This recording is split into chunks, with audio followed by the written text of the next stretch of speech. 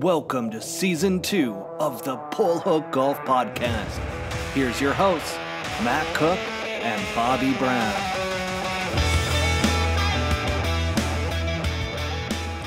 Welcome back, everybody, to the Pull Hook Golf Podcast. We're on to episode number 23, Mr. Michael Jordan's episode tonight.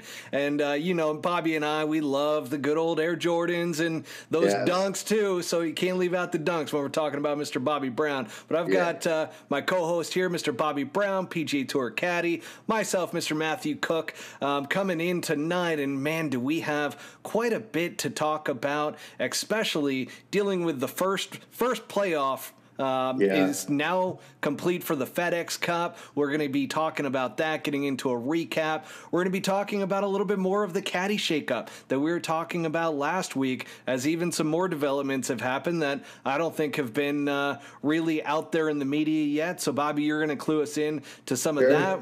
We're going to talk about good old Cam Smith's situation and how that is becoming a little messy, and we'll see how that all plays out. But then we've got the Player Advisory Council, otherwise known as PAC. They had a meeting today where Tiger flew in. We had Ricky flying in with them, so good old Ricky Fowler. We know our guy James Hahn is a part of it, so interested to see what's been going on there. But let's get started off with the recap of this past weekend. I mean, we had a great event take place. And, Bobby, why don't you kick it off with a little bit of what took place this weekend? Well, I mean, just a great golf course and the start of the real season. You know, it's mid-August and there's a lot of cash on the line. So, you know, it got going last week, and congratulations to Will. He played fantastic. It was, you know, I hate to quote everybody else, but it was really just a matter of time for him, wasn't it? And you could bet on one thing. As soon as one caddy gets fired and another caddy comes in, I think they win at like 83% or something like that. Some phenomenal stat that just – one guy's life just changed and the other guy just wants to cut his neck or wow. I shouldn't say that, but sorry, Ryan. Ryan's probably not happy, but I'm super pumped for Joel Stock. He went through some stuff in Detroit. I was pulling everybody in where Cam Tringale was letting him go. And then he was actually, we laughed about it this morning. I'm like, man, you were this close to taking my Korean guy down on the Corn Ferry tour for 3 weeks. And he's like, I know, man, shit moves so fast. And $270,000 later, I go, the kids are probably at school and mom's out shopping for a new car. But I don't see that with him, to tell you the truth. He's pretty realistic. So, man, it was a great week. I'm still, you know, I told you before the show, I'm still bummed. You know, usually I get over shit pretty quick. Been doing this too long. But that was a tough Sunday there on a couple holes. You play 70 great holes, and, you know, and you don't, you just don't execute properly on two holes where you got a Sammy safe date around there and just make a mistake and everything blows up. And we got off to a great start. Obviously on Thursday it was early. He buried a few early. We were playing with Leash. You know, he's a popular topic last week and this week, but he's real loosey-goosey to play with. And we played with Anibon Laviri, who is a great guy and that kind of stuff, but he's super quirky and honestly can be annoying at sometimes. There was a couple times out there Troy was getting the ball around and Ani would hit one sideways off the tee and Troy would get ready to step in and Ani would slow come out of the tee box and then he'd take his driver and put it down behind his ankles and check his alignment. And he's telling his caddy, he's like, oh, Tim, I was even 150 yards right. You know, and I'm like, oh my God, my guy's fucking 5 under trying to step into a tee shot and you're saying shit like that. So, but great Thursday. It was easy, 5 under. Friday, it was super hot out there, huh? We got a ton of rain early in the week, so I'm surprised that the scores weren't a little bit lower, you know, because usually I think the first day out here, especially with wetness, I thought some of those longer guys would maybe get to 6 or 7, but he shot another 5 under, 65 on Friday, and kind of was just kind of back and forth early in the round, and then he made 3 or 4 late birdies there, and I started thinking some good things, man, because he was hitting as good as I said he did in Minnesota and Detroit, and he finished pretty well. And I was super stoked. And anytime you got a guy with this, and I'm not saying this FedEx format is probably going to get tweaked again, but, you know, anytime you get a guy that starts at 63 or 64, and you know if things ended right there on a Friday, and I probably didn't say that the right way, but you know that you're like, man, we're going to move up to inside that number of getting to Atlanta, which is a big deal for Troy Merritt. He's been playing for 10 years, man. And it's just, sometimes you take this job to heart so much, because you want something so bad for a guy. But the fact is you're a caddy and you're standing there and they're swinging the golf club, and there's just so much out of control. And Saturday rolled around, and he warmed up great on Saturday and just kind of got through Saturday. I mean, Saturday's round, he almost hit it as good. He hit a couple tee shots out of position. He almost hit it as good as he did Thursday, but he didn't make anything. I should go back because Friday on the last hole, he gets 6 under for the day. He stuck one in there like pin high on 18 with like 8 feet. And remember I was telling you, he kind of was saying he was having a jabby stroke in Minnesota. Yeah.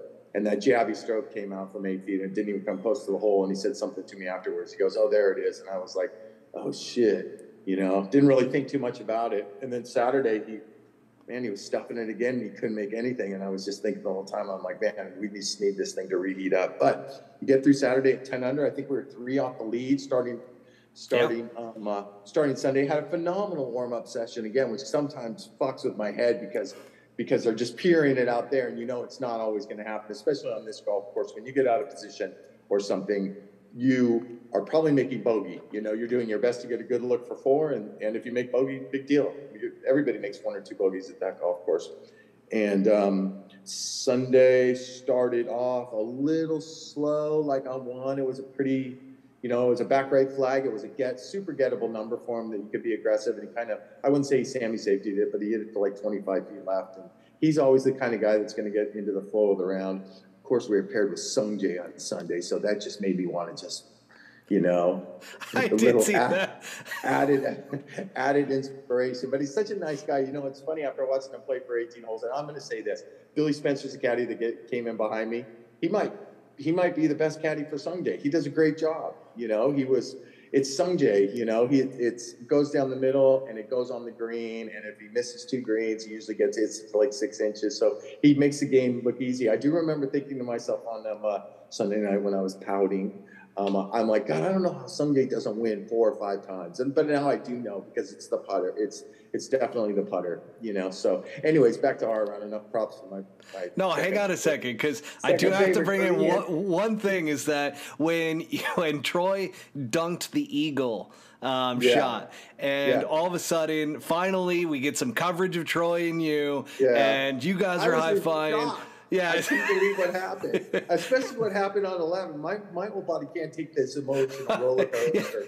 Troy Merritt's putting me on right now. So for everybody to know, so Troy hit it in the water, ended up with a double bogey on 11, and then came right back on the next hole and ends up stuffing it for eagle on a second shot on the par 4, one hop and in, and sure enough, you get Troy, you kind of look stunned, and then Sungjae's going over, giving Troy a high five. Then he kind of looks at you, and you can tell there's a little bit of hesitation, and then he gives you a high five. That's why I love him the way that I love him. I couldn't ever work for him again, I don't think, but I don't think I could ever work for him again. But I know the heart inside some of these guys. And with Sungjae, you get out there and you watch him or you caddy for him. He's not playing against anybody else. If he sees a good shot, he's going to tell you good shot. He's just focusing on that golf course and let the numbers fall where they fall. Sure. But can I tell you that little moment where he gave me that high five? Because I was fucking pissed off, and he knows the look at my face when I get pissed off, because I was still pissed off from 11, and I'm like, oh my God, he just hooped it for 2. I was in shock. And just the way that Sungjae looked at me in the little high five meant something to me, like he cared. You know what I mean? Like he knew I was still in shock. Well, he was checking. He was basically like, the hesitation was, do you want to give me a high five? I'm still 6'4", and I'm still older than him. So there's like that little Korean culture, although I never saw it when I caddied for him, any respect, but almost like a little respect thing. It was nice to see. Yeah, we passed what an emotional moment by Sungjae. Man, he just put me in a good mood for 30 seconds. Hope it stayed. Hope it lasts. But we got ahead of ourselves on that round. So, we've had some terrible Sundays, right? Like 4 of them. Memorial, Bay Hill, a couple other ones. Tampa, where we're in the mix, where we're within like 3 of the lead, and he's shot a number. Bay Hill, I'm going to shoot, he shot 100, and I'm going to throw that one out the window just because that golf course got out of control. But the other ones, and I'm like, I woke up Sunday. It's funny. I talked to my mom on Saturday night. I'm like, man, I got a good feeling about this. I just got that feeling that caddies don't get very often. And, you know, he came out all right, hit some greens right off the bat, and got out of position at 6.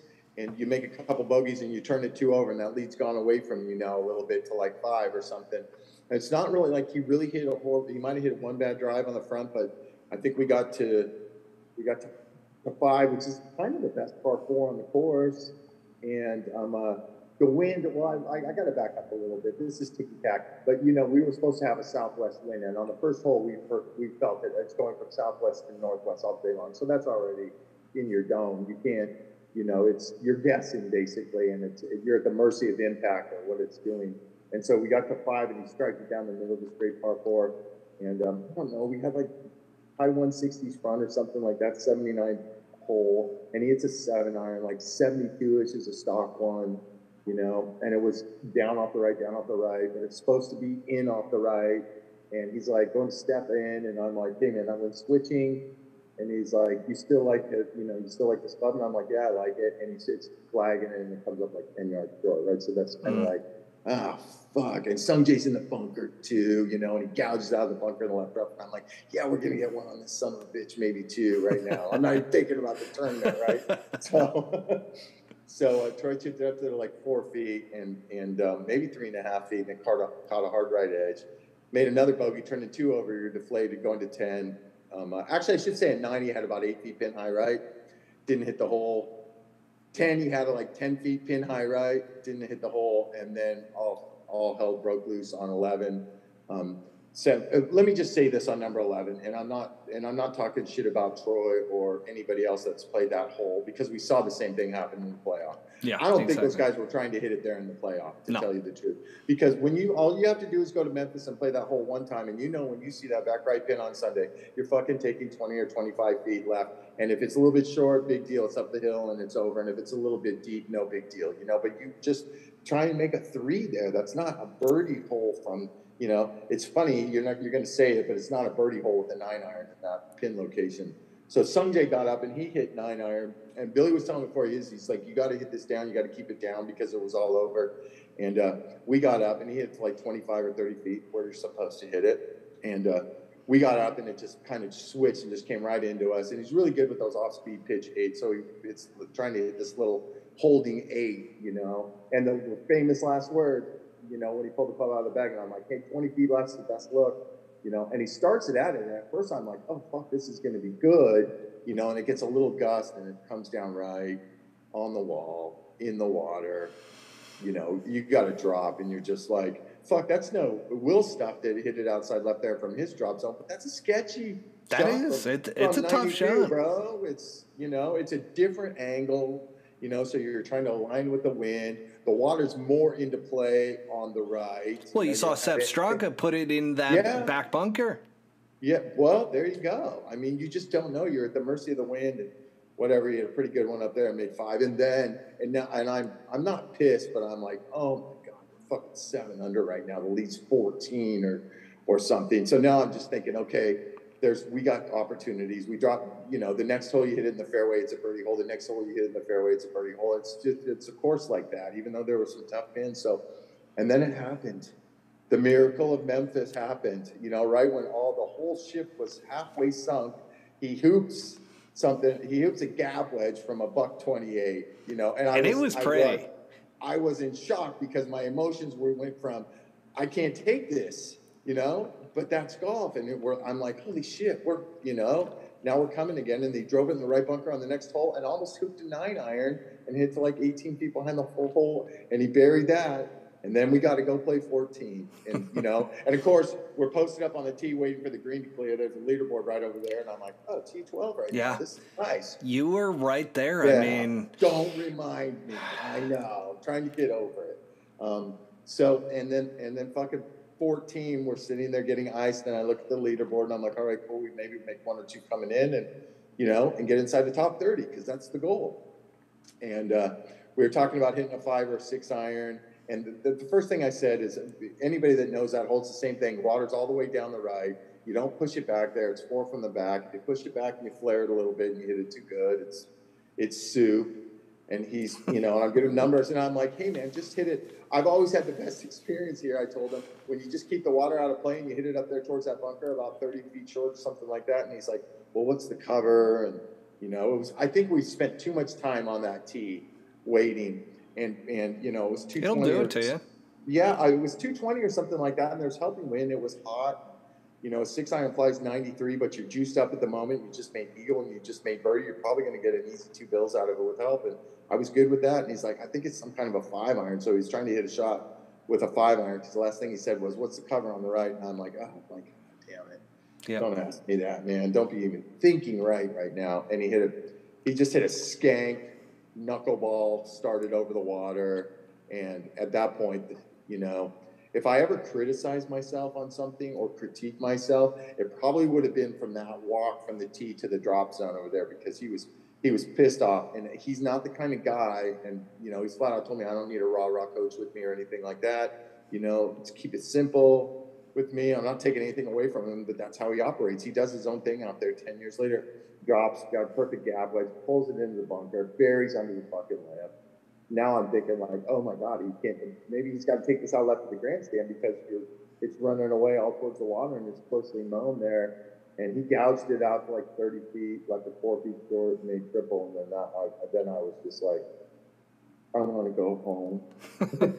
I want to go home right now.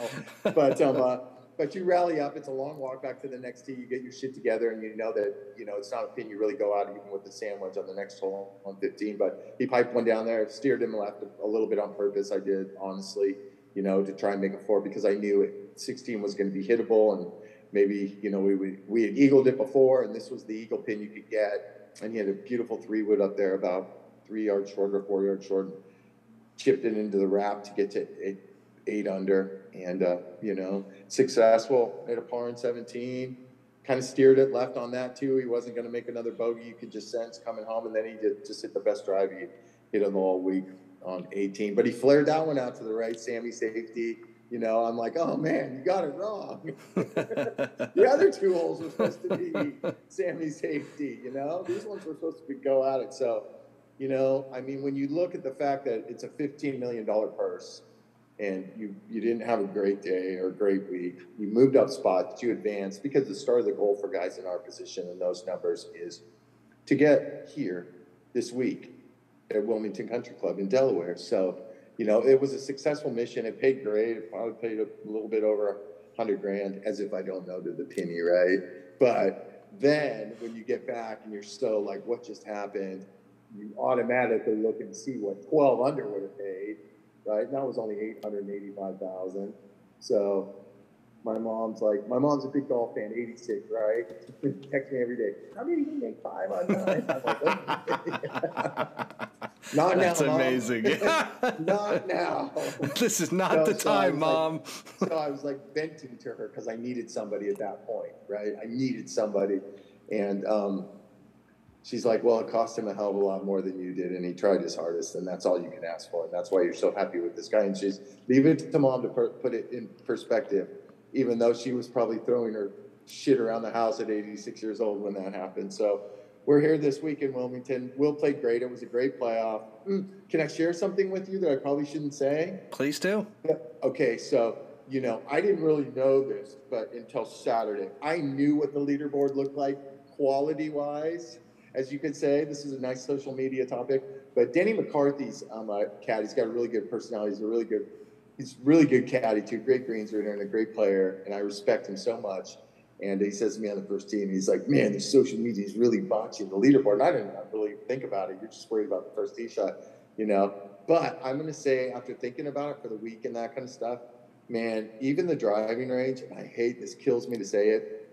When Dustin, and as much as I don't like Bryson or Brooks, when those guys walk onto the range and they strut across and they go find their spot on the driving range, people come over, and you can only imagine what it's like when Tiger's there, right? Electricity goes up and that kind of stuff. And yeah, all these world-class players in there and that kind of stuff. But to me, I shouldn't say it, but it lacked a little pizzazz to me on the driving That's fair. Now, I will not say that during the round, because the Memphis fans and the whole deal with St. Jude Oh, And that was fantastic. Yeah, and then another thing that I should tell you too is here you are, you're fighting, and you just had a horrible day. That all of a sudden the sun shined open, and you make eagle birdie, and you're kind of back in it, and then fucking 10 minutes later, you're just get the horse to the barn. I've said it a million times, right? Get the horse to the barn.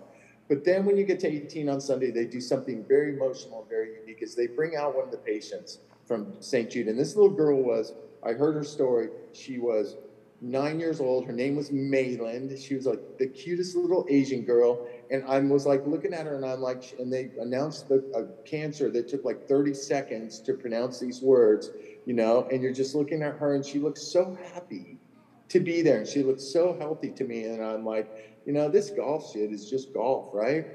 It's just a game, I'm sure the greatest sports athletes, and I'm not a sports athlete, I can't speak for them, but they have games like that, and then they see shit that puts it in perspective, So I couldn't help but go over, and I'm like, oh, I got to give her this bib, and she was just so happy and smiling, and introduced myself, and it's just, I wish more tournaments could be like that. It's emotionally, it's almost emotionally overwhelming when you think, this little girl and the parents and the family and all that and that kind of stuff. It just keeps life real. And then you get charged up and you come here to this sick new golf course, Wilmington Country Club in Delaware. We've never been here before.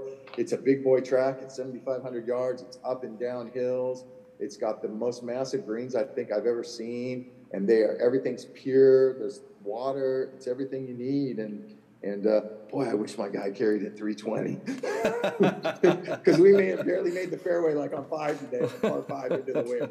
But the par 5s are easy though; they're 639 and 650. That's no big deal. That's not long at all. Come on now. I remember when I used to play in the 485 yard par 5, and I'm like, man, I can hit 3 wood close. I just started getting my swing speed up there. I've been working with a personal trainer, getting ready for my wedding, which is coming up in March. And so congrats. I'm like, I went in, I found a top Golf Digest trainer.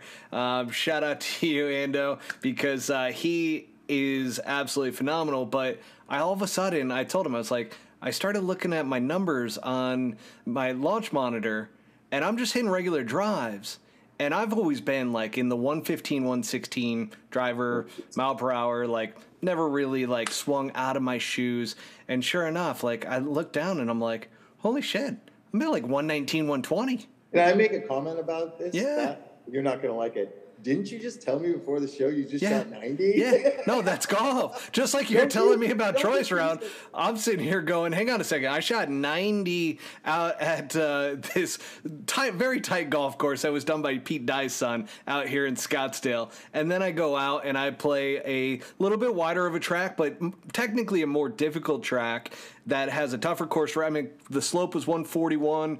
It was 73.3 from the tips. And I go out and I'm 4 over in my first 3 holes. And then I end up shooting 1 under for the rest of the day. So 3 over for the total. And I redeemed myself, Bobby. But that's what you get when you've only played 4 rounds this year. I looked at my game. I looked at my game and I'm like, 4 rounds in 2022? Either I've been sandbagging or I haven't played it all. Oh my God, are you prepping me for the shit I have to hear in the Pro-Am tomorrow? Oh, absolutely. I know the Pro-Am is your funnest day. Yeah, some guy's out there just laying side. He's like, man, I've been working. I haven't played. I'm like, dude, chill out. It's a Pro-Am, man. Make a couple putts. Everything's going to be good. I'm glad you brought it right back to the humble status because... Hey, I've shot 90 before where I come home and I'm like, man, I really didn't hit it that bad. That's exactly how I felt. And I probably lipped out 6 times. I mean, it was it was punched and they had the dressing on top. So it was a little messy from the greens. But that doesn't help when you're hitting it either out of... I didn't hit a shot out of bounds, though. That's the interesting thing. I had a lot of unplayables, which that'll get you every time. Gotcha. Anyway, so that's anyways is a good segue for sure. If we're talking about putting, let's go to Will Zalatoris and his victory and him breaking through, because that is, I mean, gosh, not only him, but like this coach that came out of nowhere. Josh Gregory? No, Scott. What's his last name? Scott Fawcett, Decade Golf. Decade Golf Guru, the self-proclaimed Decade Golf Guru. Man, I don't like him that much, and I've never really met the guy. I've seen him randomly on the driving range, but sometimes I hear he reminds me of a fellow caddy of mine who I'm friends with, but I'm gonna say it. He reminds me of this guy like Kip Henley on Twitter, where these guys just think that they have to be so important and so in the limelight. And honestly, my opinion is that Scott Fawcett, I'm going to go with the bad and then the good of Scott Fawcett. I like this. If I can bury him early and then kind of let and then resurrect him. That there's, and then, well, no, I don't want a full resurrection. I just want a hand coming out of the dirt or something like that. But he is, so he does Decade Golf, right? And he's a big stat guy, you know, and he can tell you this and he can tell you everything, but he can't seem to go out there and understand that guys hit field shots and don't necessarily steer away from all flags and that kind of stuff. And so his deal is that he caddied for Will Zalatoris, I think when Will was 14 and he won the U.S. Junior, right? So he thinks that he's the one that changed Will Zalatoris' bag. And I actually listened to a podcast of his that he a little bit before. I fell asleep after 20 minutes. Sorry, Scott. But he actually said in the bio when they were introducing him that he had 50 tour players out here that he helps with Decade Golf. So I've been out here for a while, and I can say a couple things about Decade Golf. It is great for young golfers and average golfers and college golfers on, you know, strategy and how to play a hole and what the numbers say, where you push it up, all shit that we do on a daily basis that we already know. You know, you don't push it on tour players. I do remember reading that Keith Mitchell and I think a rookie this year that's having a pretty good year, Hayden Buckley, used him for advice. And I get it. He's got some good stuff. But this guy is trying to sell Decade Golf and sell himself and all of his other bullshit on Will's coattails, you know? Well, so he took some shots at Dan Hicks. And then he tried to cover his ass and say he was joking. You know, nobody fires those. You don't fire. You've heard me when I fire shots at people. Yeah, you fire shots. I say. That's exactly what he did. And you just got a feeling this guy has got a tea kettle temper, right? When it gets hot, it just explodes and shit comes out of his mouth that probably shouldn't come out of his mouth. Well, even JT was, Justin Thomas was tweeting at him saying, dude, be professional, be classy here. Don't. Yeah. When somebody like JT at JT stature in the game of golf fires back at something like that, the guy's out of line. Yeah, you know, for that's sure. The way I look at it. That's the way I look at it. And he is not Will's coach. Josh Gregory is his coach. And I can't think of the other gentleman that works with him on his swing more importantly than Josh. Josh is like putting and short game. And Josh is like a coach, right? And he's a motivational speaker, and he is, you know, he's just super positive to be around, and guys embrace that out here. Almost to a fault, they embraced it, if that makes any sense. So sure. So it's a two-part team. Those are the two coaches. Scott Fawcett will just post a picture of him and Will Zalatoris, and I'm not going to quote anybody on that team, but I'm going to quote somebody on that team when I asked them about Scott Fawcett, because I got into a beef with him before, and I'll tell you about it in a second. But they're like, he is that older brother that somebody wished they never had. You know, that knows everything about everything, and you can't wait to get away from him. I will say this, Scott Fawcett, I've heard some of his stuff and his numbers on putts and that kind of stuff, how things change from the morning to the afternoon on an 8-footer. There's probably up to a 5% difference of make rate from, like, I think the average is 43 or something like that, and that falls down to 38. And that goes with crustiness of greens, green conditions, the obvious stuff, pressure later when you're playing later on Sunday, because you're usually under pressure, and so I think he's just a glorified salesman that wants to tell everybody what a stick he was, and he was a stick for sure. But there's sticks, Matt, and then there's the best players in the world. Oh, right? I've learned that, Bobby. That's why I'm a mini tour dropout.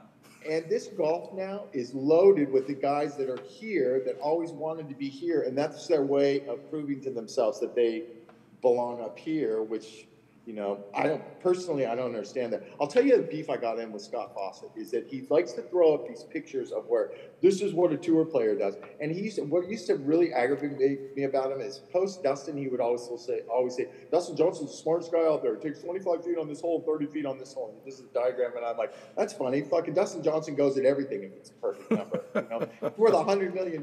There ain't no pressure there. He's trying to win golf tournaments. He doesn't care if he collapses.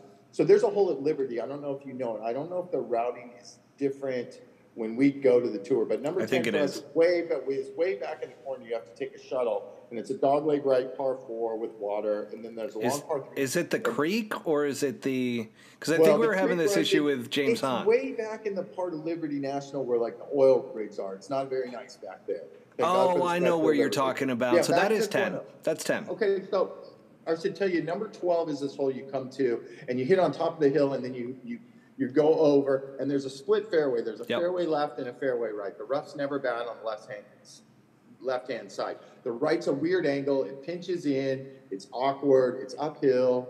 You know, it's not flat. Everybody roasts driver down there, down the left.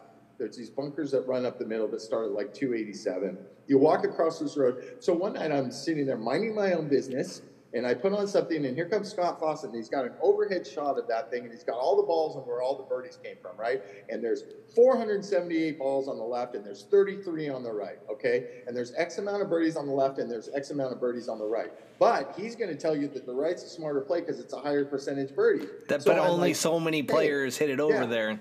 I'm like, hey, Einstein, how many times have you been there through a PGA Tour round? Because I've stood on that tee 15 times. Everybody bombs it down the left, and they got a little flip wedge in, and nobody likes the right. And he's like, well, the numbers don't lie. You know, the numbers don't lie. I'm like, oh my God, I'm hacking fucking algebra right now. You know, where did the feel go in the game, Matt? Where did the feel go? You know, when these guys see a shot, I mean, like I said, I respect him for this. He is a smart guy. He works hard. He's done his time. He's gone through some really brutal family tragedies you wouldn't wish upon anybody. And I got a teeny soft spot in my heart for that. But I just think he is, you know, some of his stuff is super interesting to me for sure. And for a college golfer. Well, you're big into data, but you understand the nuance to it. Yeah. Well, I'm big into data, but there's a big rage out here too, right? And there are stat guys. Like certain teams have stat guys. Mark Hortz, we call him Hortzy. He's Billy Horschel, Scott Piercy. He's been with Snedeker before. He's good at what he does. And he has got stats from previous years at the tournaments, and he can tell you which side of the flag, which to me is almost common sense most of the time, you're going to make more birdies from. He's going to tell you on certain holes where where left rough or right rough is better, which we probably already know going in. Yeah. There's always a place you can play from and a place you can't play from for the most part. And then there's other stat guys that have crept along too. And it's funny, I'm not going to mention anybody's name, but 16 at Hilton Head's this little dogleg right par 4. It's the 3-wood off the tee and like a wedge or something like that. Well, on Sunday, the pin is 4 on and 4 from the left, right? So I'm standing out there with this caddy. We're walking the course before, to just get a look before the boys roll into town. I'm asking him about this stat guy. And he goes, it's like following a script. He gives me a script. And I go, oh, it was just so fucking easy, right? How come your players never won? Or something like that is what I really wanted to say. It's just so easy. It's a script. So he goes, like, take this hole, for instance, that Sunday pin, 4 on 4 from the left. And he goes, his script says that most of those birdies are going to come from behind the hole or right of the hole. And I'm like, dude, it's 4 on 4 from the left. Tell me something I don't fucking know, And so I get a little bit, I don't know. Yeah, you're a little salty on that one. I Scott Fawcetted right there. I tea-kettled. You're a little salty. Yeah, some of them is the Hortzy I really respect. He can give you some good info, but I feel like it's stuff that we already know. How the hell did we get on this topic? Oh, Scott Zalatoris. Yeah. I mean, so he finally breaks through, and here's the funny thing: it's like he struggled with his putting, so that's why everybody was chiming in, right? But you started to see it at the PGA Championship.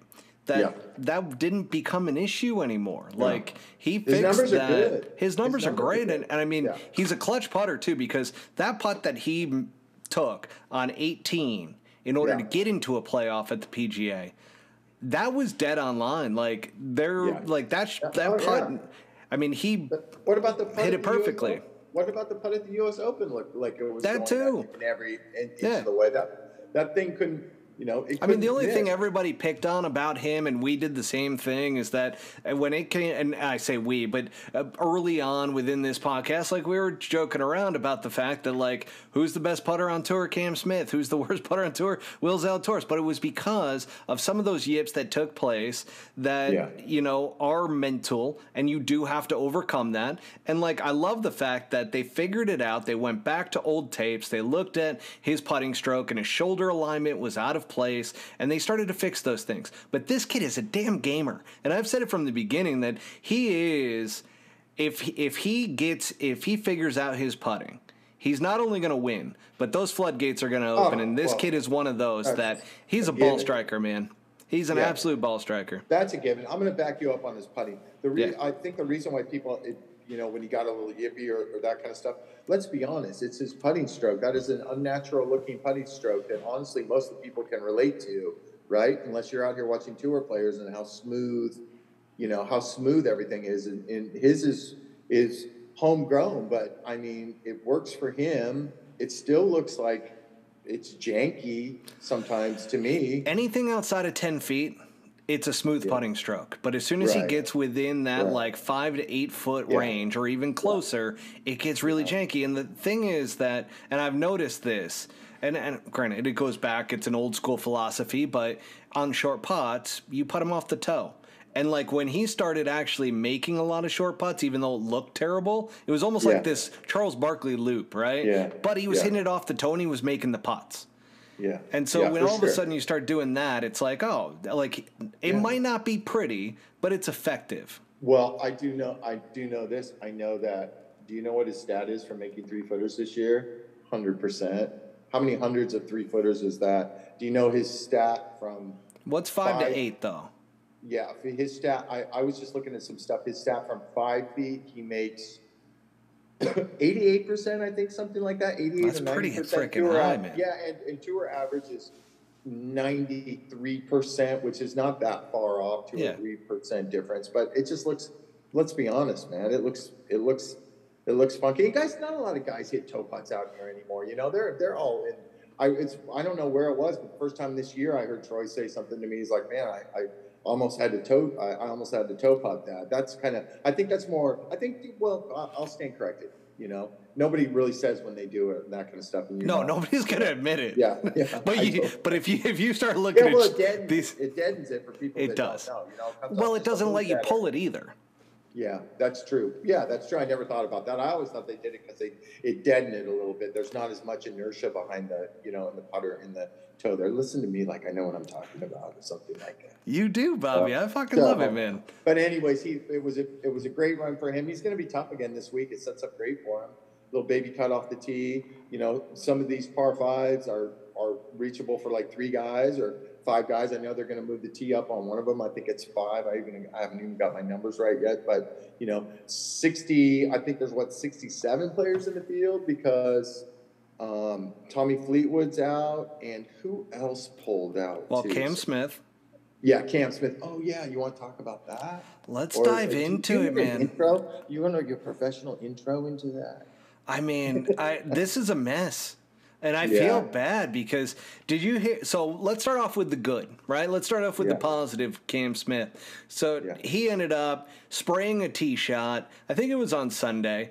And story just came out. It broke probably about 8 hours ago now that he actually hit this guy. But not only did he hit the guy, but he broke the guy's phone. Oh, and I did read about that. Yeah. And Cam, being the good guy that Cam is, he wrote down the guy's number, signed the glove for him, handed him that, and then sent him a brand new iPhone 13 Pro that was the large one. And the guy gets it, and he's like, holy shit, this is an upgrade. But, what a good guy Cam Smith is. He is. Well, he needed to do something good because I will say this. Everybody knows it's going, right? Yeah. Cam Smith going. And what people don't know is that I would bet 100 pennies. That's like my joke of saying I would bet everything I have that he is bon voyage after the FedEx Cup. He's not hanging around for any President's Cup. And, and he's got his hand in the cookie jar again in that press conference last week. He got caught a little bit on that one because he wasn't fully prepped. Well, no, he wasn't. And I mean, that's probably, that's what you pay agents all these money for, especially if one of them's making, your guy Bud Martin's making $20 million off your quick signing into, LIV. So he probably, his lips weren't loaded, and he's a good dude, man. So he's probably not used to being up against the ropes like that. So that was like an experience for him. And obviously everybody knows that he got that backdoor penalty on Sunday where I think how about that? He was going to start the round 11 under. Okay, let's back up because it happened on number 4. It's a wicked little par 3 with water down the left, and he dropped. Okay. Yeah, his playing part, and he asked his playing partner, "Is this good?" His playing partner was Ryan Palmer. Yep. If you're paying attention early in the week, Ryan Palmer did a serious interview on PGA Tour or something like that, and let everybody know what he thought about all the LIV players or the potential LIV players going. Right. So I'm not saying that's why Palmer, said it was a legit drop. But the fact is when you're taking relief from a hazard, you have to take complete relief. That means no part of that ball can be touching the red line. Correct. And it was close. It was really close. Which is everybody. I mean, I'm shocked because everybody knows that rule. And shit, if it was me in that situation on his bag, I'd probably be butchered, right? Because man, as a caddy, you probably got to know that rule. And as a caddy, you'd get skewered. His caddy, Sam Pinner, I never read one word about that, and I'm not blaming Sam, but you got to know that rule, and you got to just know that your guy's taking a bad drop right there. When I heard about it, we were walking up one, I think, on Sunday, or maybe right before the round started, and I had no idea it happened because the first thing I thought was, oh man, for some reason I thought, well, once you leave the scoring trailer, I thought all bets were off and scores stood, and then I had a quick flashback to Tiger. No, but they literally got rid of the call-in.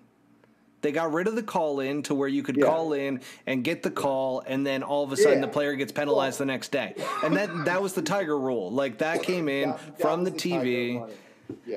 Well, they eliminated the call-in, but obviously they see everything. The officials are watching on TV. But why did it take them to the next day, Bobby? Because they probably didn't know. Somebody brought it to their attention, obviously. I'm not saying a call in, but it could be somebody out of the TV trucks, or I don't know where it could come from. But not only that, though, it's painted on the grass, right? And this is my one issue with it, is that I saw it live, and I will say, my initial thought was, why is he still in the hazard? But when you look at it, he's just forward of the red line, and granted, it might be touching a blade of grass. What's that determination to say, a blade of grass. A blade of grass is painted red that is touching that ball. But it was, I'm going to back you up, because I saw it too, and I watched it 2 or 3 times. It was blatantly obvious that it was still. Was it? Because I only watched it live. Well, if you only watch it once and you're watching it on TV, and maybe that's where they got it from, because I'm sure those officials watched the replay, or somebody in their trailer is watching the replay and saw it and brought it to somebody's attention. And honestly, you got to protect the field on something like that. And rules are rules, and rules will always be rules. So, but don't get me started, Bobby. Don't get me started on those settle down. You just 5,000 pages of golf rules. You shot 90. Keep it down back there. I got pro-am tomorrow. Don't crap me out. Oh, you're going to use that over me for a couple of weeks. So it wasn't quickly after, obviously he's deflated going to the tee, I would imagine. He never really got it going. And then, the quick Monday morning WD because of his hip. I mean, let's be honest. There's no hip. There's no way he was coming and doing a press conference. They got him against the ropes. He was on his heels the whole interview. And he's a human being. So, and he's young. He's still young. And he was on his way to probably mixing it up for number one in the world. But he's here because he doesn't want to deal with that media or have to answer any questions, because it's a very uncomfortable situation for him. And like I said, these guys it's not just him, right? Leishman's going. Leishman's officially going. I don't know. You can see it on social media, but I did find out that Joaquin Niemann's officially going. And I heard from somebody close on his team was like, he didn't want to go. And the agent, and they kept going, here's 20 more million. Here's 20 more million, until somebody just caves in and goes, I got to go. Yeah. And it sucks that it's a young guy like that. Also, you know, also hot on the table last week was that Mito Pereira is going too. Really? And this is like, yeah, which surprises me, and it surprises me with Joaquin too, because these guys are they're so young. You know, they've made this journey this far to me. And I just feel like there's so much more in the journey for those two talents right there to experience before a 54-hole, you know, money grab, shotgun start gets your attention, you know? You And know think what, about though, Trevor. Bobby? It's the guaranteed money, man. I'm telling you right now that, yes, there is something to be said about the earnings that you can make on the PGA Tour. And I know that they've been leaking this out more and more, and kind of going over career earnings and everything and kind of playing that to a lot of the rookies. But, man, there's no guarantee. You get injured one year, all of a sudden it's like you're – and they're golfers, man. Who really gets injured? wrist injuries. Well, true. Hit it straight. You don't have to worry about tree roots. So I don't know. I'm disappointed to hear those young. Have you talked with Scotty McGinnis about it at all? No, I'm not gonna. I would never ask Scotty about that. I saw him last week, but I just wouldn't. You know, those guys. You're under, you know, Secret Service lip lock. Absolutely. Oh, but I milked all this info out of a son of a bitch last week, though. I just milked him for every drop he had, and he was a straight shooter with me, because I made all my questions very vague, like a lot of ifs and President's Cups and that Boston tournament coming up at Trumpy's Palace, one of Trumpy's other palaces. And I was thinking about Trevor Immelman, because, you know, it wasn't just but this last President's Cup where all of a sudden the internationals, and I've done a couple President's Cup, one on each side, and I was on Siwoo's bag when I think he got the only point for the President's Cup at Liberty in 2017. It felt like we won a friggin' major, because we're so blown out. But then you go to Australia, wherever it was last time, and all of a sudden it looks like the International Cup's going to win. And not only are they going to win, they're a force to be reckoned with these Koreans and these Latinos coming out that are fearless, that fit the mold for that stage for 3 days, and the excitement and everything that goes with that. And, you know, it's just now this team is going to be depleted. I actually thought, like, a couple months ago, or actually the last President's Cup, I'm like, man, if I was a super gambler, I think I would hammer the odds on the international team. And now I would tell you, hammer the odds on the American team. They can't lose, because now you're going to have a team full of guys that are not, you know, definitely not the varsity for the international. No, I mean, it's almost like the Olympics when in basketball, when the NBA players decide that they're not going to play, and all of a sudden the college players come up and they play in the Olympics, and it's like it's not the same effect. It's not USA Olympic basketball, right? It's the same thing that's going to happen with the President's Cup. I don't see it so much with the Ryder Cup, even though, like, Ian Poulter's gone. Like, what's going to happen there? Like, he was getting older. Yeah, but he's the only one that can, like, that event, he locks in and he makes everything. Yes, for sure. But for the fan, and I'm going to say it from the fan perspective, is that it's disappointing that the fans aren't going to be able to experience all of these guys, and it's unfortunate that LIV has come about to where now it's this divide.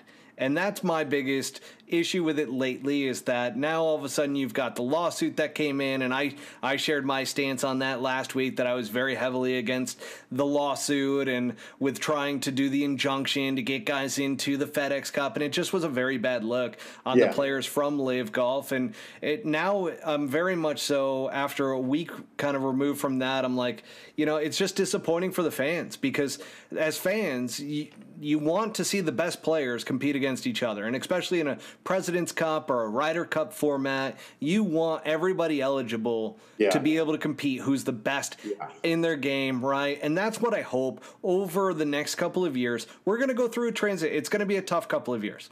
No doubt about it. Tough couple of years. I can tell you that being involved in those team things, Matt, there's nothing like it, man. Yeah. There's nothing like it. The excitement level, it is kill or be killed. There's no, you know, it's one team's on one floor and the other team's on the other floor, and you're under high security, and you're not conversing or socializing with your European friends or international friends, or vice versa, like you would a normal week. Everybody goes about their business, but it makes me sad that these young guys are not going to experience that. You know, I was in the airport on Monday because I accidentally booked my first flight to Pittsburgh, and we're in Philadelphia, and they're not close to each other.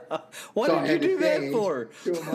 Because I was watching the damn Pittsburgh Steelers game on Saturday or something on TV. So I'm looking up flights because I'm like, don't want to jinxie cat myself early in the week and make a flight. And then if we didn't play good, right? I'm the big jinxie cat guy. I can't say I haven't done that. University of Santa Anita, Del Mar, Hollywood Park graduate, top of the class, always thinking about the jinxes. And so I accidentally booked it to Pittsburgh, but I changed it. I got this nonstop on Monday, but I was sitting in the airport with Saeed Thagala, right? Another future star that's going to be up for 20 years, and the sky's the limit for him. And we were talking about, I was thinking about this last week one night with this LIV stuff, and I'm like, it's such a shame that if they're going to start going after the younger guys, and I don't mean like this, like Wacko Nimi young, I mean like out of college, like they already picked off 3. So they got the guy from Michigan State that, I'm going to say it, played the best golf of his life one week and happened to stumble in and win the U.S. Amateur, right? And he got some starts out here, really didn't do much, might have had one great round. I think his name's James Piot. They got a kid from Okie State, Eugenio Chicara, who's a Latino that everybody raves about out of college. And then they have a kid from ASU who's still remained an amateur, Puig, his last name. He actually is playing pretty good in the U.S. Am this week at Ridgewood, one of your places. So I was sharing with Thagala, and I'm like, what bums me out the most if they're going to start picking off these college kids is these college kids will never get to experience the journey, right? The journey that it takes to get to be a winner on the PGA Tour. And I'm talking about the journey I'm going to skip mini tours, okay? And I'm talking straight out of college talent that goes to the Canadian Tour or the Latino America, the 1 or 2 that go to the Latino America Tour or go to the Korn Ferry Tour. And they work their way up with the process and the self-fulfillment and the enjoyment, all these things that they dreamed about as kids, right? Yeah. When they were practicing, when they got to be an AJGA player, when they started winning AJGA events, it's all a step ladder to me, and I feel like they're just going from the 4th step all the way up to the 10th step. And listen, money buys everything, right? So I don't know if it buys you your journey, so to speak. It doesn't. No, money never gives you that experience. Yeah, they're going right to get 20 or 30 or 40 million dollars, and they can't ever say how good they were on the PGA Tour. Yeah. They're probably never going to play in any majors other than maybe the 1 or 2 fluke ones that got to play in a U.S. Open or something because they were such a college. You know what terrifies me is that the majors next year, because the Masters isn't going to budge. No, they're not going to budge. The USGA is probably going to get pushed very far. That's an open. Yeah, but Mike Wan, he left the door open to not allow the guys from LIV to go over.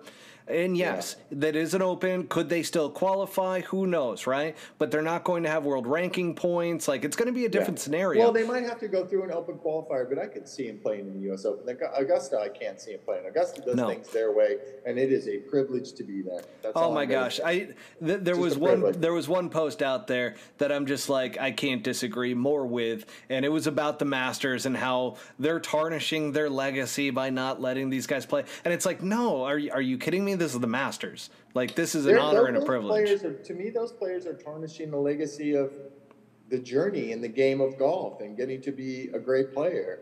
You know what it is? I don't think they look at it that way. They probably look at it more so like, I'm setting off into the sunset, and I'm going to drive this new tour that's going to become this big thing and maybe take over. It's like, the takeover is real. Like, last week's episode is a hostile takeover upon us? And it kind of has that feeling to it after the lawsuit and reading the lawsuit. Yeah, I'll leave the lawsuit out of it. They just got billions of dollars that they can just keep throwing at money. What's going to stop that? The PGA Tour, makes a little over $1 billion a year. You can't. I know. You can't compete. It's not the same with that, man. But I was talking to Thagala about it. He's like, man, and this kid was raised well, and he's got dreams, right? And you just got the vibe that there was, it's funny, he made all this money and that kind of stuff. And I read something that said, somebody asked him, he goes, did you go buy a new car? And he goes, man, I just spent $700. I was just about to say that. Yeah, he goes, I put $700 into my Volkswagen Passat. He's like, I don't need a new car for quite some time now. Super parents establish that into their children. I'm sorry. They exist. It's They're amazing. not all troubled kids. That kid was raised well, and hats off to his parents. And he's had a tough go trying to win, and he's emotional about it because he wants it so bad. But when you hear his interviews, he is not that guy that's thinking about, I got to go out with. He's about legacy. I got to win. He's like, man, I'm just happy to be here. I'm going to take advantage of it. I'm going to play my hardest. You got to respect that. Well, then you look at a guy like Cam Smith, and as great and as humble as Cam Smith is, right? He drives a Lamborghini. Bro, everybody's got a number, right? Everybody's got a number. And now the PGA Tour, and now the PGA Tour had the emergency meeting. So I know you want to talk about the meeting. Do you want to intro that? Well, here's the thing. Right before we get to that, because that is a big part of this episode in particular. I mean, we're kind of on our way, but I did want to talk about the Caddie shakeup a little bit because there still was a little bit more. We jumped over. I mean, people don't know about what happened Sunday night after the tournament and another Caddie split. Friday night. Listen to this. Obviously, Will Zalatoris started this Friday firing thing, right? Yep. And it carried over into a couple other guys. And so I'm staying in my hotel on Friday, and my phone rings, and it's Si Woo. And I'm like, oh, I wonder what Si Woo wants, He goes, hey, bro. And I'm like, what's up? He goes, you hear the news? And I'm like, no. He goes, I fired Brian. I'm so mad. Always fighting on golf course. Win never right.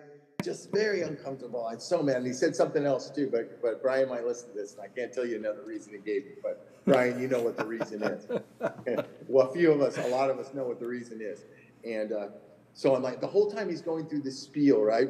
Brian's calling me, like clicking in. And I'm like, oh, here we go, because he's one of my buddies, right? And so I'm like, oh, all right, man. He goes, oh, you still happy, Troy Merritt? I'm like, I'm done with Seoul, South Korea, brother. I am happy and my body feels good. I'm not looking around that 70 pounds and watching you be a little bitch out there. I did it for 2 years.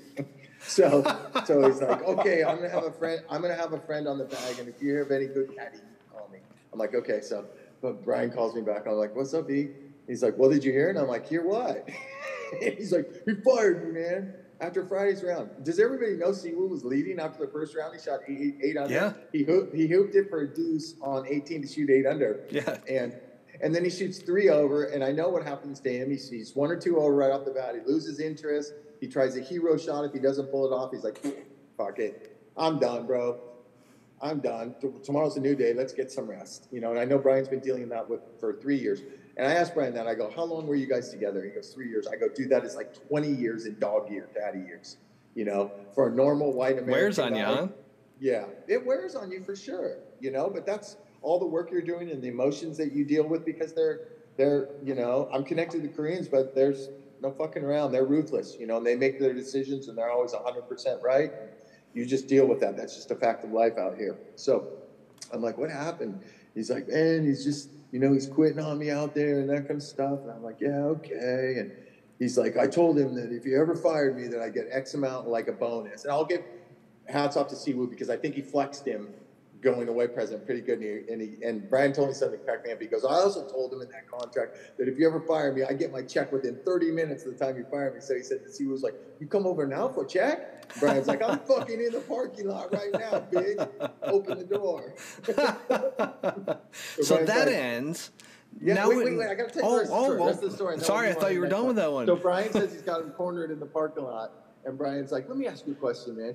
Would you have fired me Thursday after the round when you hooped it and shot 8 under when we were leading? He's like, oh, no, bro, I don't fire you, Dad. He goes, then why would you do it on Thursday when you shoot 3 over and you're the one out there quitting, and I've been harping on you for that forever, and that's the only thing holding you back from being a solid top 40 player in the world. That and your casino addiction problem, Si Woo. And Brian's like, oh, I'll find something else. If you hear of anything, let me know. And then I'm like, yeah, that's all the talk, on Saturday morning. A Friday firing, that doesn't happen. I mean, Zalatoris' thing, you get it once in a while, right? But no, there's another Friday firing, right? So we're all like, what the fuck is going on? You and I were texting about that, and I'm like, well, there's the third one. Yeah. And then all of a sudden it wasn't. There's number 4. Yeah, this is not normal. And then Sunday, I'm laying in bed, and I get a call from Sungjae's caddy, and he goes, man, did you hear? And I go, yeah, we talked about Si Woo. And he goes, no, Tom Kim just let Jacob go. And I'm like, what? He's like, yeah. And I'm like, oh, boy, he's been really on form. I can totally understand it, right? He's winning. He's in contention every week. So I'm like, what? And he won last week.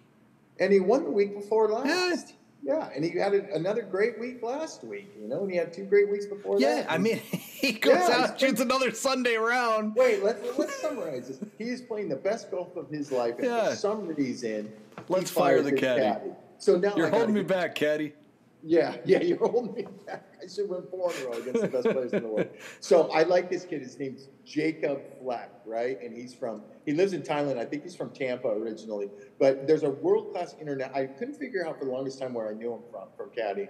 But I put 2 and 2 together, and he worked a long time for this name I can't pronounce, but you know the name, Jazz Janathawad, or something like that. Yep. Really upper echelon Thai player that's fearless and sends it. And if I'm not mistaken, he was in the mix for a couple rounds at Kiowa at the Ocean Course for the PGA. Kind of came onto the map more over here. But he was an amateur that got into the majors at 15, 16 years old? Yeah, I think so. I think you're right on that. So I'm like, man, I got to call this kid because I've been there before. And this is devastating. And he was very quiet and kept to himself, which is kind of good and kind of bad. I mean, an older guy like me respects that. If I had to do it all over again, I would have probably been more quiet and stayed to myself and not socialize with guys. That way nobody talks about you or whatever the drama that goes on in the Caddie hospitality, because it's never ending there. We're just shooting the shit and the gossip constantly. A lot of speculation going on there, A lot of brains working in there, let me tell you, and a lot of pencils. And so I'm like, I'm going to call this Jacob kid. So I called him last night. And I'm like, hey, this is Bobby Brown. He's like, Bobby, what's up? I'm like, you okay, man? And he's just like, you didn't hear anything for 6 seconds, right? And he's like, man, I'm having a tough time with this. And I'm like, I gave him every Lombardi rah-rah, remember the Titans speech. Bobby, you're like the godfather of the caddies on tour. Do you know that? Getting the mental you really are. A retainer from these guys when I flip them jobs. Yeah, that's a service right there. Well, I will say this off the record. I don't want the tour to hear this, but there have been some guys that I flipped jobs before that they walk up and they give you a $4,000 or $5,000 check and they shake you in the hand. That's the right thing to do. And then there's a random guy who maybe you gave a bag recently this year, and he came out of nowhere and made $130,000, and he hands you a $500 Visa gift card. Thanks a lot for that, bro. That's gone in 1 hour with my lady. You're missing a 0, pal. You're missing a couple zeros. You're missing a 0, pal. Where are the other 10? You're going to give me once a week. I'll take you out to a nice steak dinner and a nice bottle of wine. I go, you idiot. I stopped a year ago, and I eat steak once a month because I can't poop afterwards. Damn idiot. Oh, man, anyways, that's so good. I know. So this Tom Kim guy. So you get a little constipated off his steaks, huh? And now I felt bad too because I had an angle. I always got an angle when I call these guys. It really is about me. Because I got a phone call last week ago. There's another 20-year-old Korean. His name's Hee-Min Chang. And he won a big tournament on the Korean PGA as a rookie this year. And Sung Jae was in the field, and Cage Lee and Sung Kang, and he dusted these guys, right? So his agent calls me, and he goes, like his agent always does, right? He goes, Bobby, how are you? And I'm like, I'm good. And he's like, I need a one good caddy, please. And I'm like, Rambert, let me call the fucking factory and have them make you up one. And I go, what are we talking about? He goes, I have future Korean star play pre-qual in Lantana. And I'm like, fucking pre-qual, right? All the guys I know are either here this week or they couldn't wait to get home if they were going to eliminate, so they didn't have to see a goddamn golf course for 3 weeks, or they're on the Corn Ferry Tour getting their heads bashed in, hoping their lucky number comes up for the next 25 cards in a 3-week brutal, mental, grueling, sprint race to lock it up early. So I'm like, okay, I got an idea. So I tell this Jacob guy, I go, listen, I'm not kissing your ass or anything like that, but you do a good job, and I don't know what your plans are, but when you disappear out of here with the off season coming up and nobody sees you for 2 or 3 weeks, I go, you got to keep this. You got to do something. I go, this is not a tour event. And I gave him the spiel on how good this kid's going to be. And I'm like, if you can get to Dallas, I could probably get you a couple grand, some kind of a bonus to caddy for this kid in the pre-qual. And he's like, oh, what's this goes? He goes, I think I'm just going to go back to Thailand where I live and go to this meditation place. Oh, no. Worst thing you can do. I wrote that down, kid. You're supposed to take that. But you know what? He started telling me things about Tom Kim, and now I really like this kid, and I'm going to look out for him. And I'll tell you what, because he reminded me when I was younger, when you go the extra mile, like he was telling me stories like they would be over here in the States if they didn't have tournaments, and Tom be like, we got to go to Dallas and practice. And this kid, and it reminded me when I was with Kyle Stanley when he was a rookie. This kid directed the practice sessions. He knew exactly what to focus on, where this guy was lacking, and it was chipping. He was telling me, and he goes, I would go to Dallas with him for a week or two. He goes, he wouldn't even pay me, man. I was like losing money, having to stay in a hotel and up at 6 a.m. He's like, I'm all in. I'm all in for the journey and that kind of stuff. But I'm like, man, that's not right. But honestly, sidetrack, that's a Korean thing too, right? Is it? And then he starts to, that's a big Korean thing. They told him they'll squeeze you for the least amount of money possible and expect you to be perfect all the time. And brother, that is real pressure. Right there. Yeah, that is. And then he tells me, and I'm not going to divulge this information, but listen to me go right now. They're paying him after taxes, right? Which is a big no-no with an independent contractor. You don't pay Caddie after taxes. No, you pay gross. Yeah, nobody does that. So now I'm like, now I don't like this little fucking Tom Kim guy. Wow. So now he's got a 2-week tryout. Now he's got a guy on the bag. It's not a tryout. It's Ryan Palmer, who finished 71, who missed. His caddy, who's been with him for 20 years, they're inseparable best friends. Great caddy. James Edmondson, his name. He is the 10-time Colonial Club champion, stud golfer, calls all the shots when Ryan's playing in Texas, and he's just highly respected. So he's doing 2 weeks while they're shopping for a new guy. And, it's funny. I was telling Billy Spencer, Sungjae's caddy on the phone. I'm like, wait till they try and whip because James Edmondson also started our caddy association board and that kind of stuff. You know what I mean? It's like made great strides for caddies that way.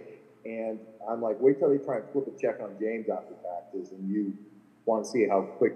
The PGA Tour has a couple guys that will listen to these. If you have a beef with a player, and I had a beef with a player before where I was wearing his hat, and I finished the year with him, and I went to another player, and they didn't pay me the $8,000 I was supposed to get, but I went to a player that was so good it didn't really matter, so I kind of let it go. But I did go to the tour, and I said something to the tour, and they're like, let's investigate. So they investigated, called me back, and they're like, well, his agent said you never had a written contract. And I'm like, what kind of written contract go on? Do I look like Steve Williams, or do I look like Jim Kay, Bones? I'm a top 1,000 caddy in the world, not a top 3. And it's like, Bobby, don't sell yourself short there. Yeah, I know. I just want to hear you say something. No, Bobby, you're in the top 1% in my opinion. Yes, you put me on Poana, I might be the best caddy. Oh, you're 100% the best Poana caddy in the world. Yeah, no, it's not. Second. Whoever caddies for Brant Snedeker back in the. When do you want to play Pebble? Yeah, exactly. So I'm like, man, this kid's doing all the right things. He did all the right things, and he got the worst of it because, he was telling me the story after the round, how it was very uncomfortable, and he knew something was coming. And he said, so when you go into the scoring trailer after a round on Sunday, Matt, there's a sheet that shows you how many FedEx Cup points you get, and there's a sheet that tells you what the payout is, right? Okay. And there's not one fingerprint or crinkled page on the FedEx Cup points list, but you can't even read the writing late in the day on Sunday from all the caddies with their greasy hands or players looking to see how much jack they need, right? Yeah, right. So he said he actually looked at the FedEx Cup point things because he wanted to see where they were going to be projected to. And this week, that last week and this week are unique. They have the FedEx Cup official in there who is like the OWGR guy. Nosferatu is his handle on Twitter. That's the world ranking genius that tells you what the world rankings are before they he's got it all plotted out. He knows exactly where people are going to be.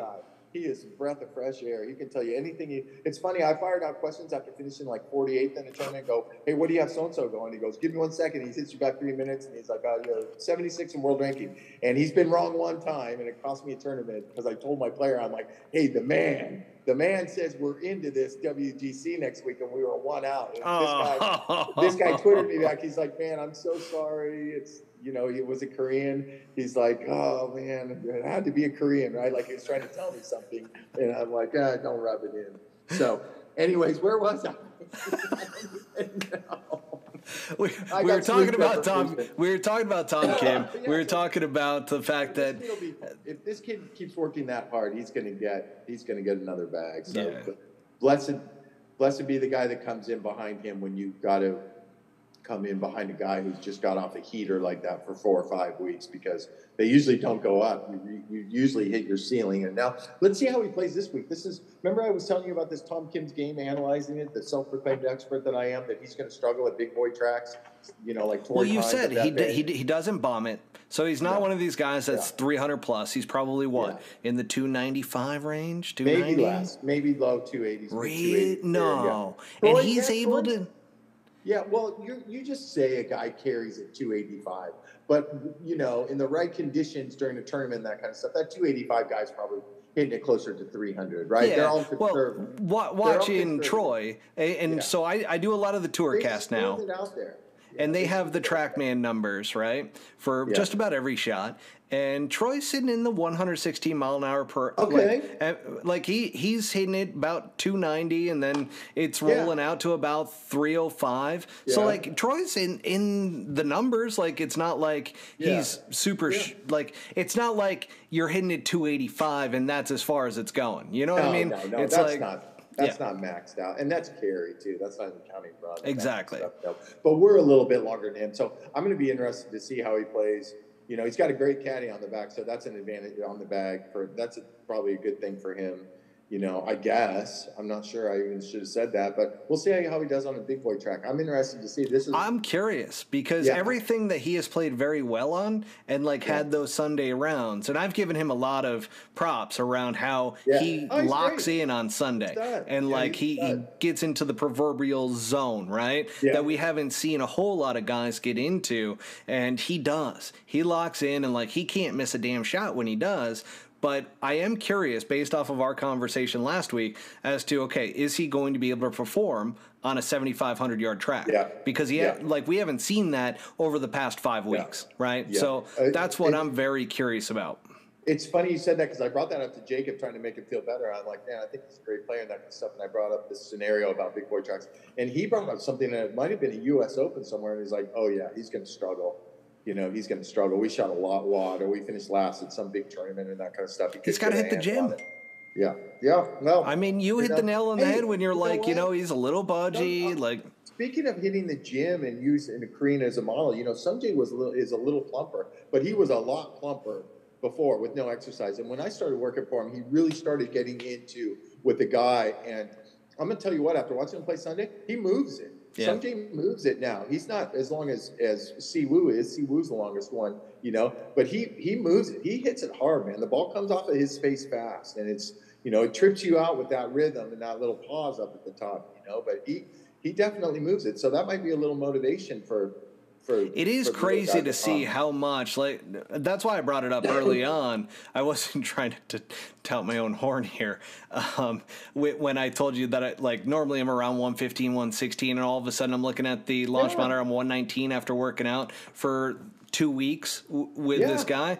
And we're working on all golf specific. And I think it's gotten down to where it's such a science with the TPI guys that you can add miles per hours. But and they talk about it a lot around, especially the head guys of TPI, around that, you have an engine. And if your engine is maxing out, but your engine's not big enough to go up to 120, you're maxing out at 115, that you gotta, there's nothing your golf swing can do to get faster. You need to build that engine up to where it can handle 120, 125 and start getting into that range. And it is interesting because I love the tracks that you guys have been playing lately because they bring in the entire field. I'll be honest with you, Bobby. I don't love the 7,500-yard golf courses because you're all of a sudden just limiting it to the guys who can frickin' hit it 330. You said it. In all of our playoff tracks in the past, Dustin, nobody's won more playoff events than Dustin, I think. I think he's won 8 or something like that. Tiger's won 7. But, JT and Xander's a beast off the tee. They're set up. These things are set up. And that's why most of us were so happy to see this tournament go to Memphis instead of, Ridgewood's got the USAM, but more current, any of those upper northeast golf courses. I mean, Paramus is a big track. We're on the transition of moving up there to those sick tracks, and you can just see it starts here at Delaware because this golf course is the real deal. That's for Yeah, sure. I was shocked to hear that it was 7,500 yards. Yeah, but I think I didn't even know they they have that much land in Delaware. Oh, it's. I'm staying downtown Delaware. After you stay in Memphis, no disrespect to Memphis, but Memphis is sketch. It's sketch, and nobody. I've been to Memphis. You're not going shopping. Let's put it that way. You are in and out of that Capitol Girls. But here when I took an Uber from the airport, and I'm like checking it out. I'm like, oh, Delaware. What's in Delaware? Well, I know what comes from Delaware. No comment on that, or who comes from Delaware. But I think he's in town this week. I heard too, because Troy's got I think his sister or his wife's sister's cousin is a Secret Service agent, so he's here with. Troy calls him El Jefe, Senor Biden. He's Love here that. this week or something. So, anyways, it's a big boy track, man. And like I said, Troy was saying today, he's like, man, 9 under. You think 9 under could win this thing? And I'm like, yeah, I could see it. We're not going to get any rain. Those are bent greens. These fairways are moving. The greens were moving this morning. We teed off maybe second off behind Billy Horschel on the backside today. And brother, we're hitting 8-iron. We're hitting 8-iron in where the Bombers are probably going to flip wedges in. And our 8-irons were releasing 8 to 10 paces already, on a Tuesday. So, if it gets baked out with these slopes and these greens, it's going to be a hell of a test. That's for sure. And that's what I was asking early on. Like, what is the defense of this golf course? Share with the audience. Well, it's the green complexes for sure, and not to mention the 4-inch to 6-inch nasty rock. If you miss a fairway and it comes shooting out, That's what I love about the Northeast. Like, you start getting these green complexes that have been there forever, and they're so complicated. But at the same time, like, there's only certain amount of area that you can hit golf shots to. Yeah, well, it's true. I mean, you got to play. You get out of position, and you really got to be smart, right? You don't hit a lot of hero shots. We call it playing chess. We and Troy talk about it all the time. The same checkers, folks. You're like, hey, we just got to play a little chess or a little checkers right here. Just keep moving and do the smart thing, because the old saying is, especially on these tougher golf courses, that bogeys don't kill. Bogeys don't kill anybody, they really don't kill anybody. So we'll see. We're 57, man. We got to make a big move. Last week was our chance, bro. Listen, I'm pulling for you, because here's the thing. If he can get that flat stick rolling again, his swing is looking really good. Well, I'll tell you what. I saw something this morning that I didn't see out of him. He rolled it great in the practice round, and he hit it fantastic again. He actually putted for close to an hour after the round, and I'm like, wow, somebody's on a mission right now. And it's usually it's funny. You sit on the putting green because he wants to be left alone, right? He wants to do his own thing, get his feel. And he told me one thing. He goes, just remind me one thing when I'm putting is to hum a little bit, because if he hums, he can figure out what's, where the rhythm is, if the rhythm's off and that kind of stuff. And he's probably almost humming, timing, impact on his hum, that kind of stuff. That's why I used to love teaching with music, because there's always a beat to it, and people can end up getting into a rhythm better. Yep. Yeah, good rhythm. What else we got on the list? Any other let's get it. I mean, the biggest one. Tiger Woods flies into Delaware in order to be part of this meeting. I know, but let's just speculate for a minute. Let's just be audience members right now and speculate, because if Tiger Woods is flying in, my question to you is Jay being let go? No, I don't think so. You don't think so? They won the lawsuit. That's his staple right there. Has he done something wrong? Yes. Well, I can't hear the 20-minute spiel that you're going to lay on me about. No, but I'm not the only one. Right. Others have written about it too. Yeah. I mean, it was written in Forbes and Wall Street Journal, so it's not that, granted, Golf Digest, golf.com, you're going to hear the same thing because they're very pro PGA Tour, right? However, you start to get some of these business ones that, no PR and know, the right way to handle situations like this, and that's where he got the criticism. Yeah, so that's why I say, there were some missteps on his behalf. One of them was making frickin' Jim Nance sit there and just absolutely talk shit about Saudi Arabia and how, you never have to apologize for being on the PGA Tour. That whole thing was all scripted and all, planned out, so that's why I say that. Well, I agree with that. I'm going to back up and let everybody know there was actually 2 meetings today, right? Ooh. So there was a first meeting that wasn't all the players. It was a players meeting, but they only had, how did Troy say it? I'm going to quote him. They only had the 20 most, highest ranked or most influential players in that meeting. Yeah, so it was the top 20. I'm sure that was there were some big discussions on the table. It was probably a plan to move forward. They could have been talking about tweaking these FedEx Cup points, because when you see a guy like, where the position Troy was in, or Denny McCarthy, or I even know that if Sepp Straka would have got it done, I believe. What about Mullinax? Yeah, Sepp Straka would have moved to number 2, right? And that's a big jump. Listen, I mean, I don't think it's fair that a guy like him, and I'm not discrediting him. No, not at all. 6 cuts in a row, but he's in that bulk with the rest of us, right? That kind of jockeys for those other positions, and you got a chance to win 3 or 4 weeks out of the year.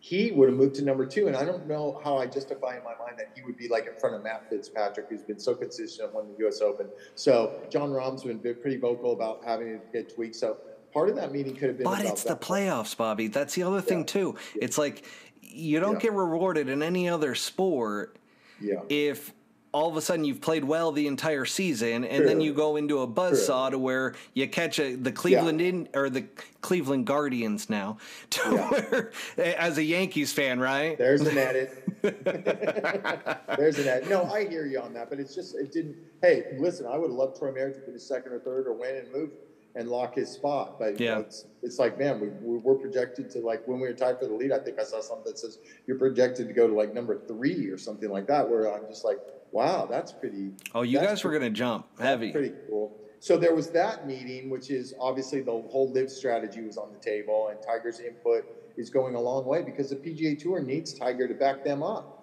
to let everybody know that this is the place to play, right? Well, he's the one that built the whole damn thing for what it is now. Well, it was Jack and Arnie built it, and they passed it on to Tiger, right? Exactly. You're spot on. He'll pass it on to one of these good guys out here, one of these good gentlemen out here that get it. That's not just going to go. Well, he's grooming JT. Yeah, probably grooming JT. I mean, there's probably a few guys, and there's more that we don't even know their names yet, that are going to come in behind these guys and do the job. Then there was a second meeting, which is the PAC meeting, the one, the players. Yes, that's the one that. And I'm sure that was just a continuation, probably, of the first meeting and other tweaks and other rule changes, because there's big changes coming up with the schedule, not this next year, but the year after that. We're proposing something in the fall where the top 50 players in the world are going to play 4 events overseas for $25 million or something like that. Overseas? See, that's the part I didn't know. Yeah, and then I think the other, whoever is behind that, is going to play some kind of fall series that dictates what your number is for your status the next year. So there's a lot of things to talk about that. But we're doing this podcast one day too early, because if I get this podcast tomorrow night, I know. Scoop. Dang it, Bobby. Maybe you can Instagram. I will throw something out on Instagram. So if anybody's still listening right now, I'll give you a scoop. Go ahead and pay attention to Instagram, because if I get the scoop from Bobby, I will do a quick little snippet. I'll post it on Instagram, and that's where we will share the latest regarding this player advisory council that took place, as well as the meeting earlier with the top 20 and whatever kind of ended up the developments from those meetings. If we get any type of insights, we will certainly share them with you, and we will post that directly onto Instagram. But that pretty much sums it up, Bobby. I mean, the only other thing is, play well this week, okay? Hey, listen, I plan on doing this podcast from the Ritz-Carlton in Atlanta next week. Yes. That's what we like to hear. Yeah. The Ritz-Carlton, that's where I'm going to stay. I had good luck there before. I haven't checked on prices yet, because we got to get the first one in the Fairland. It's probably going to be about $450. But it's, Bobby, buddy. Cheers, buddy. Appreciate you. And thanks again. Thank you for tuning in to Season 2 of the Pull Hook Golf Podcast. Make sure to hit subscribe and go to www.pullhookgolf.com for more information.